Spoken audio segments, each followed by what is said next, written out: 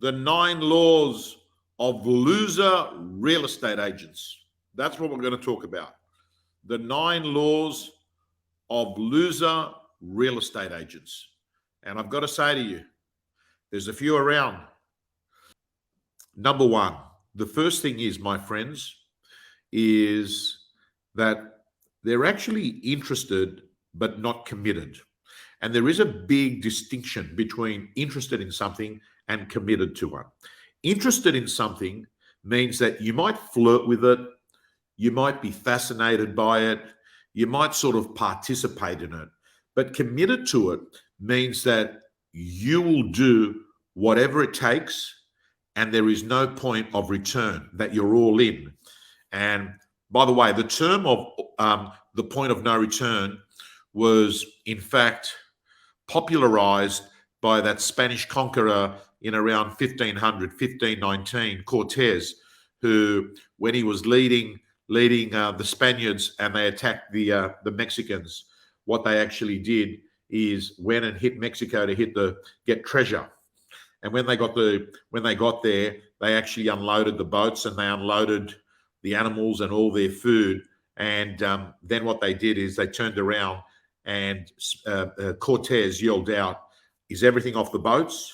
And when they said yes, he said, "Burn the boats! Burn the boats!"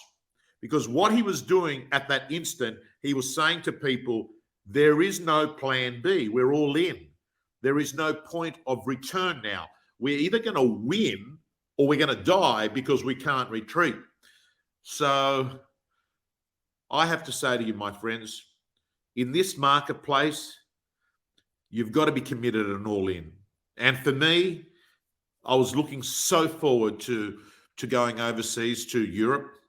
And I have family and I have a home in Greece. But I just have to say to you, right now is not a time for me to disappear for 5 weeks. Right now, our inquiry levels are through the roof. Whether it's online, whether it's face-to-face, whether it's producing content for our gyms, whether it's for our clients in the Gym Plus group, which are getting personalized coaching. Susan, I, Judith, Mick, Sula, we are just under the pump. So, and right now, by the way, is a time for you to make a ruckus in real estate. Right now, my friends, is a time for you to actually make noises, be visible. That's what they want. They don't want the agent that disappears. Be in their face. And I've got good news for you. If you're a decent agent that gets results, you're going to be on the shopping list because all of a sudden the marketplace is looking for the agent that is getting the sold by stickers. You see, last year, everyone got the sold by stickers. Now, all of a sudden, the marketplace is looking for the agent that gets results.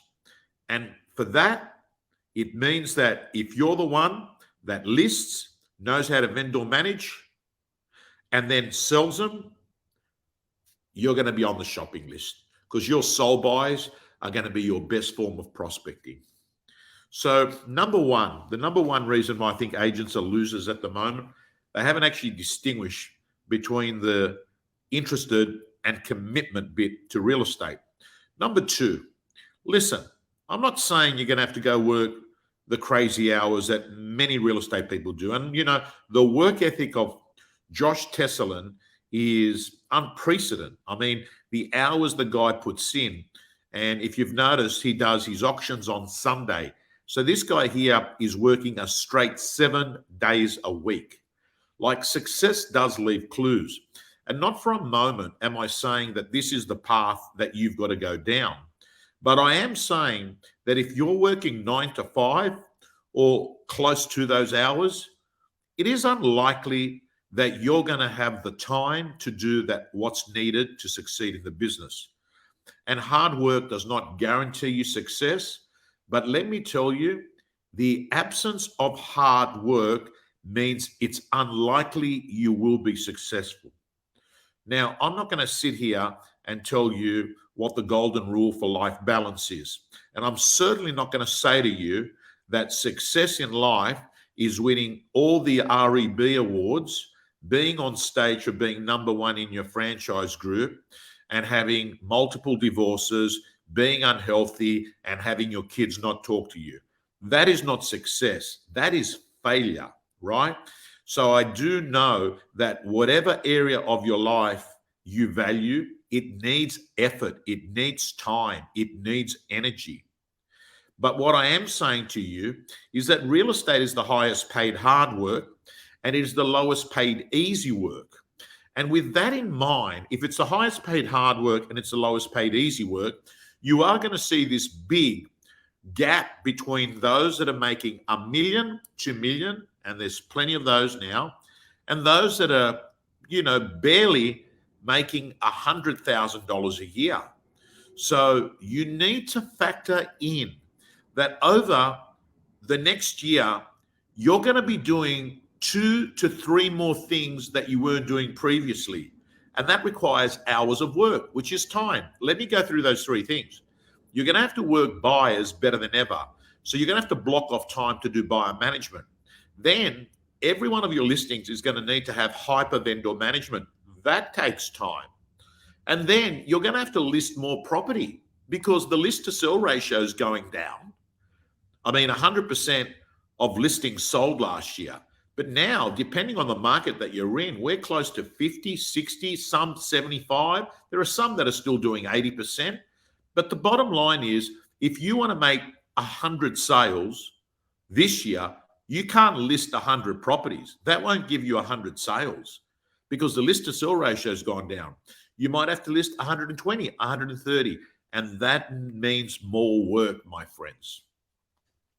Number 3, so the number 2, which I notice that you're commenting on Facebook, thank you, is working 9 to 5 is for amateurs, right? All the money in real estate is made before 9 and after 5, okay? Number 3, the third reason why I think we have losers in real estate is because losers, they personalize things. Listen, don't ever try and compare empathy to sympathy. Empathy is that you actually have feelings. Sympathy is that you're trying to save every possible person, every vendor. You're trying to save price. And let's get real. You can't save price. The market sets the market.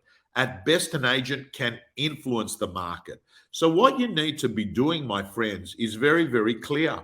You've got to start acting and operating with a Teflon approach, that you are going to be having hard conversations, crucial conversations.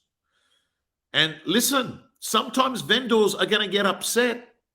And I've got to tell you, I've seen a lot of tension in deals being done with vendors. And I'm not advocating this, but there's a saying, man, if they're not yelling, they're not selling. And what does that basically mean? It means that at some point, they're going to be uncomfortable with the way things are going. And the reason why is that in a market that is a buyer's market, sellers do get upset and buyers are a lot happier. But you're going to need, my friends, to become Teflon. You're going to need to be able to have rejection and failure and just the negative stuff that happens to slide off like Teflon. And Velcro, for me, is when stuff sticks on you. So quality number 3, don't personalize. It's just business. Tell the damn truth.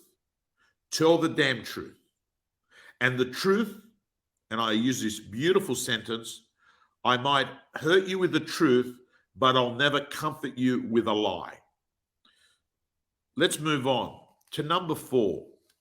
The fourth thing, by the way, thank you to everyone that's commenting. I'm trying to focus on getting through this rant in time so I can go to bed at 8:30. I just want to say, number 4, the fourth reason why agents suffer, and I call it a loser's quality, is that they run their whole life based on feelings, right? Oh, I feel like prospecting today. I feel like calling that vendor today. I feel like going out there and doing door knocking today.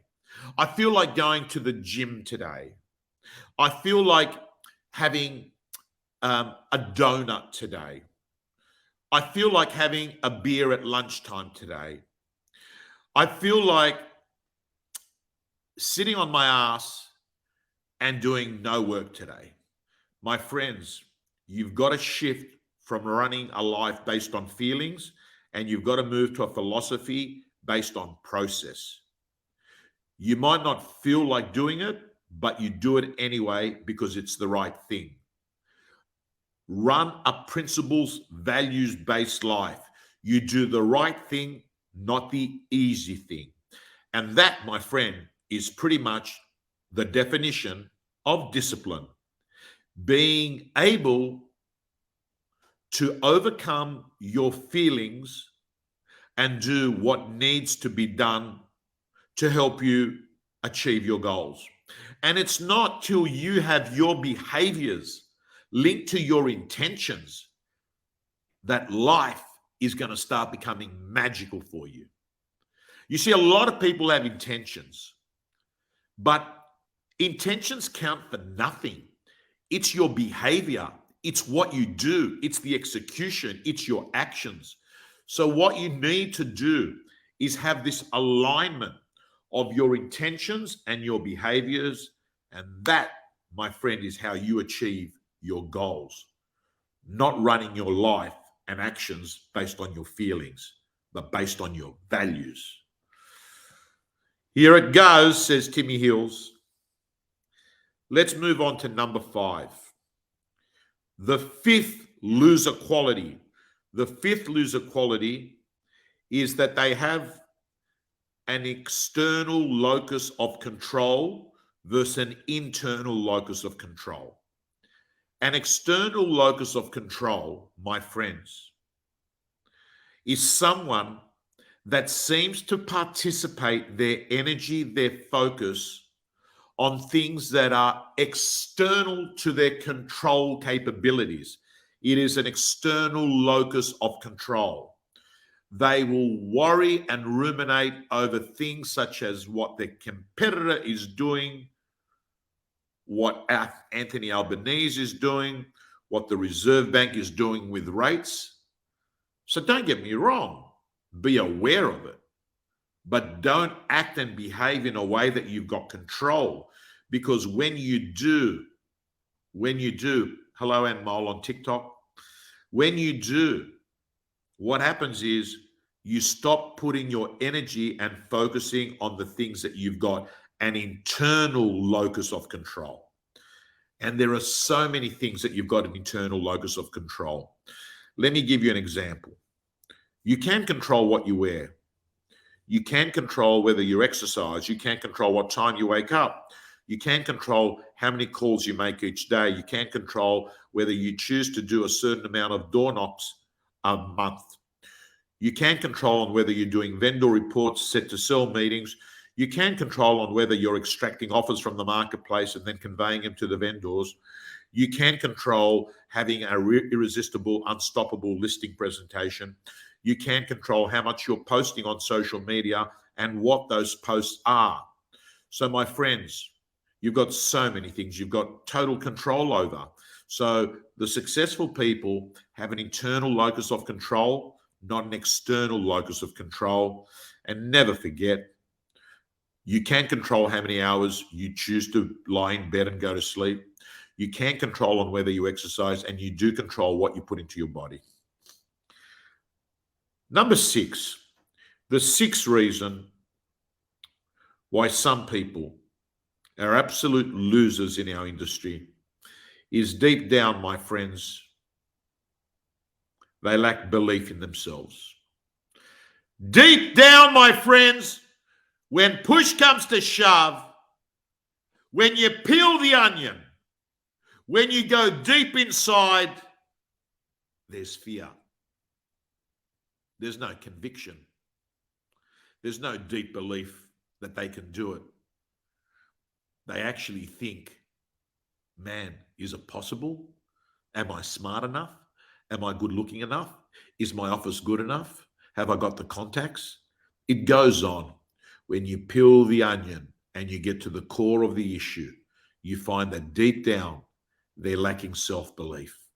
And I've got to tell you, it is the biggest problem a salesperson has to overcome, whether they believe that they can succeed and whether they believe when they're going to a listing presentation that they're the best person for that listing presentation. Because if you do believe that, you'll carry yourself with a different form of energy. Number 7, the 7th thing that losers do is they hang out with other losers. So, I mean, realistically, if you choose to hang out with losers, you're a loser. End of story, right? Because you're making that decision. So who's a loser? Who's a loser? A loser is a person that firstly blames everyone else but themselves for the situation that they're in. A loser will always look at an external locus of control. Oh, there's no leads coming in. Our boss doesn't advertise. There's no buyers. The other agents are doing it 0.5%. What's the point? The list goes on and on and on. My friends, hang out with winners. Winners are winning. Winners are busy. Winners don't sit at the back of the office with a cigarette, whinging and complaining. Winners are doing stuff. Losers are actually finding all the reasons why you shouldn't be participating and working hard in the market. And you've got to be very careful with losers because they're often very likable. Thank you, Ali. They're often very likable. Losers are very likable, right? They can actually make you feel really good. Don't worry. Don't stress. It's all good, right?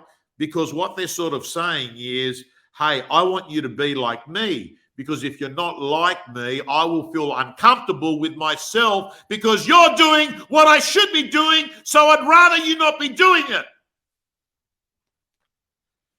That's the problem with losers. They're very seductive.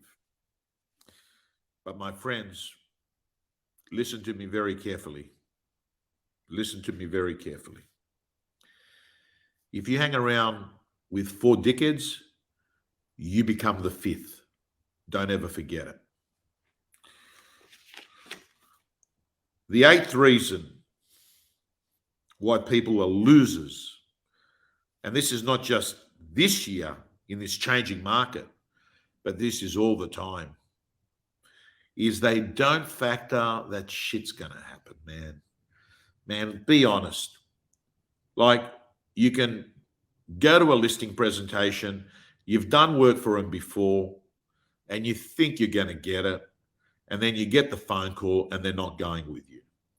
You spend time with a buyer, 3 weeks later after you've had an offer and acceptance, you find out it's not going ahead. Man, factor this stuff in. Banks factor bad debt. Why wouldn't you factor that stuff's going to happen? And that's going to be the leveler, the equalizer of you going from the heights of exhilaration to the depths of depression. I've got to tell you, if a flight takes off from Mascot Airport and heads to my destination on time these days, I'm high-fiving. I've already factored in. Chances are it's going to be late or it's going to be cancelled. I've already factored it in. So I'm not carrying on like the next Qantas passenger sitting there. Oh, what a disaster. Well, mate, haven't you been reading it? There's COVID getting pilots out of planes. Like on Friday, man, at the Qantas lounge, the lady said to me, just Qantas Link, which is the regional part of Qantas, they had 10 pilots off with COVID. So, man, I got to say to you, that's life. You factor these things in. People that get unwell, appointments get cancelled, sales fall through. But you know what? If you factor that in like a bank factors bad debts, life's good because we expected it. And number 9, the last reason is that they suck at prospecting. They suck at prospecting. Hey, Mark Sully. So Mark Sully doesn't suck at prospecting. I'll tell you one thing about Mark Sully.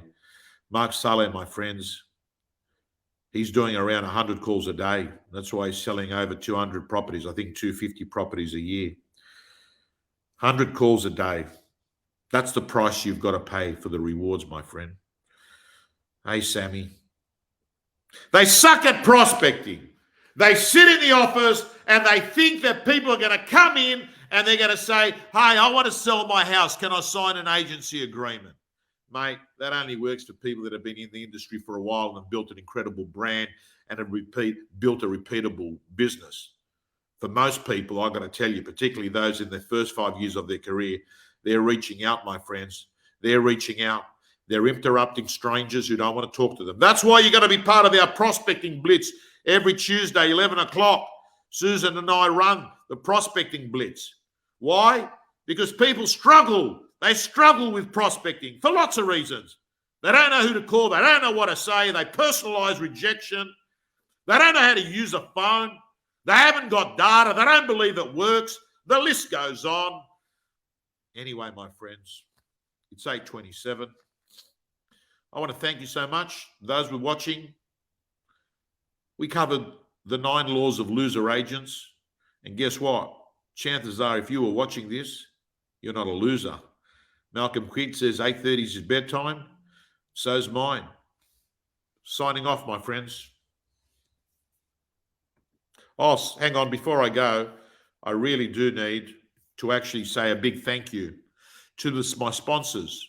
My sponsors who are the best companies in the business. Let's go through them. Agent Box, best CRM system. Realtor, pre-listing kits. Signing on Glass. Auction Now. Sell, you name it. Next, Before You Bid. Next, PODM. PODM. Best text messaging system and the best way to get consumer reviews on Google and realestate.com. Absolutely love and adore that business. Campaign Agent. I have to tell you, if you're struggling getting vendor paid advertising, you just ring up Campaign Agent, my friends, and you'll see it just gets easier. Secure Exchange, a great business to help you get contracts out in time.